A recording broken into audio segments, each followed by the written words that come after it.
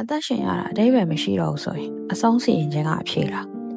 philosophy စာအုပ်ကိုဖွင့်လိုက်တဲ့အချိန်မှာစာရေးဆရာကပထမဆုံးဒီလိုစိတ်အနှောက်အယှက်ဖြစ်စရာမေးခွန်းမျိုးနဲ့လှမ်းနှောက်ဆက်လိုက်ပါတယ်။ရုန်းကန်ရှင်သန်နေရတာတန်ရဲ့လားတဲ့။ဒီမေးခွန်းကိုပြင်သစ်တသနာပညာရှင် Albert Camus ကသူ့ရဲ့ကြော်ကြားလာတဲ့ Sisyphus ရဲ့ဒဏ္ဍာရီ The Myth of Sisyphus ဆိုတဲ့ essay ထဲမှာမေးခဲ့တာပါ။ဒါပေမဲ့စိတ်မပူပါနဲ့ Camus ဟာကျွန်တော်တို့ကိုစိတ်ပြအားငယ်အောင်လုပ်ဖို့ကြိုးစားနေတာမဟုတ်ပါဘူး။သူကလူသားသမိုင်းမှာရှေးကြဆုံးမေးခွန်းဖြစ်တဲ့တကယ်လို့ဘဝမှာဘာအနှစ်သာရမှမရှိဘူးဆိုရင်ကျွန်တော်တို့ဘာလို့ဆက်ပြီးရှင်သန်နေရအောင်မလဲဆိုတဲ့အဖြေကိုရှာပေးချင်တာပါကျွန်တော်တို့အားလုံးကဘဝကိုအတိတ်ပဲရှိစေချင်ကြပါတယ်ကိုခံစားနေရတဲ့ဆင်းရဲဒုက္ခတွေမှာရည်ရွယ်ချက်တစ်ခုခုတော့ရှိလိမ့်မယ်လို့ယုံကြည်ချင်ကြတယ်ကိုလုံးတွေအလုပ်တွေကအရေးပါတယ်ငါတို့ဘဝတွေကပိုကြီးမားတဲ့ဇလန်းတစ်ပုဒ်ရဲ့အစိတ်အပိုင်းတစ်ခုဖြစ်တယ်လို့မျှော်လင့်ကြတာပေါ့ဒါပေမဲ့ဆက်ကြောက်ပလာကြီးကိုလှမ်းကြည့်လိုက်တဲ့အခါမှာတော့တိတ်ဆိတ်နေပါတယ်ကျွန်တော်တို့ရဲ့မိန်းကုန်းတွေကိုသူကအဖြေမပေးပါဘူးကျွန်တော်တို့ဘာလို့တည်ရှိနေရတယ်လဲဆိုတာကိုသူရှင်းမပြသလိုဘာအဓိပ္ပာယ်မှလည်းပေးမထားပါဘူးဒါကပြိပက္ခတစ်ခုဖြစ်လာတာပေါ့ကျွန်တော်တို့ကအဓိပ္ပာယ်ကိုတောင်းဆိုတယ်ဒါပေမဲ့ကဘာကြီးကဘာမှပြန်မပြောဘဲဥပ္ပခါပြုတ်ထားတယ်ကမူးကဒီတင်းမာမှုကိုပဲ absurd အဓိပ္ပာယ်မဲ့ခြင်းလို့ခေါ်ခဲ့တာပါဒီတွေးကိုအခြေခံပြီး absurdism ဆိုတဲ့သဒ္ဒနာပေါ်ပေါက်လာတာဖြစ်ပါတယ်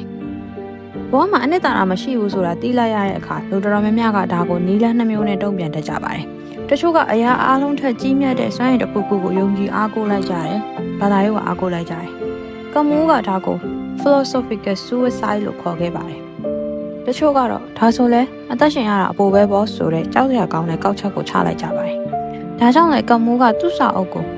အဆုံးစီရင်ခြင်းမိကုံးနဲ့စတင်ခဲ့တာပါ။ဒါပေမဲ့သူကဒီကောက်ချက်ကိုပြည့်ပြတ်သားသားညှင်းပယ်ပါတယ်။သူ့အတွက်တော့ကိုယ့်ကိုယ်အဆုံးစီရင်ခြင်းဟာအဖြေမဟုတ်ပဲထွက်ပြေးခြင်းသာဖြစ်တယ်လို့ဆိုပါတယ်။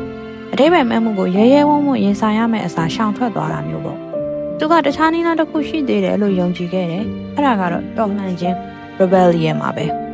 ဲဒီနေရာမှာကမူးကဂရိတန်နာရီတွေက Sisyphus ရဲ့ဇလန်းနဲ့နှိုင်းယှဉ်ပြခဲ့ပါတယ် Sisyphus ကနဖျားတွေကိုလှည့်စားခဲ့တဲ့အတွက်ပြင်းထန်တဲ့အပြစ်ဒဏ်တစ်ခုကိုခံခဲ့ရတယ်အဲ့ဒါတော့ကြီးမားတဲ့ကြောက်တုံးကြီးကိုတောင်ပေါ်ရောက်အောင်တွန်းတင်ရတာဖြစ်ပါတယ်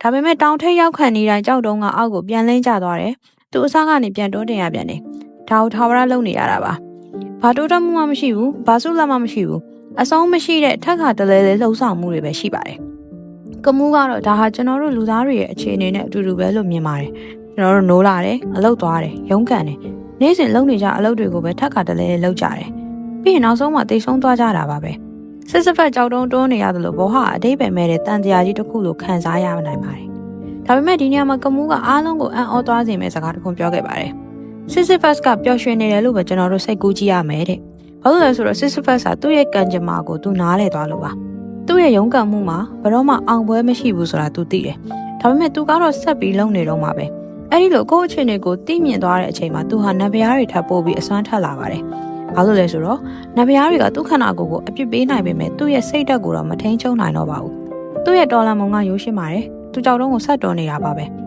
ဘဝမှာအတိတ်ပဲရှိလို့မဟုတ်ပဲသူကိုယ်တိုင်ကဆက်ပြီးရှင်သန်ဖို့ရွေးချယ်လိုက်လို့ပါဒါဟာအတိတ်ပဲမဲမှုပေါ်စစ်မှန်တဲ့တုံ့ပြန်မှုပဲဖြစ်ပါတယ်အတိတ်ပဲမဲမှုကိုလက်ခံလိုက်ပြီးဆိုတာနဲ့ကျွန်တော်တို့ကလွတ်လပ်သွားပြီလို့ကမိုးကဆိုပါတယ်ဘဝမှာကြိုတင်သတ်မှတ်ထားတဲ့အတိတ်ပဲမရှိဘူးဆိုရင်ကျွန်တော်တို့ကကိုယ်ပိုင်အတွေ့အကြုံတွေကိုစိတ်ကြိုက်ဖန်တီးဖို့လွတ်လပ်သွားပါပြီစူးစမ်းမယ်တွေးတော့မယ်လွတ်လွတ်လပ်ရှင်သန်မယ်ဆက်ကြောရာကြီးကအတိတ်ပဲပေးလာမှာကိုထိုင်ဆောင်နေကြမလို့တော့ဘူးပေါ့ဘဝဟာအတိတ်ပဲကြီးတွေရှိနေလို့တန်မိုးရှိတာမဟုတ်ပဲကျွန်တော်တို့ကိုယ်တိုင်ဒီနေရာမှာရှိနေပြီ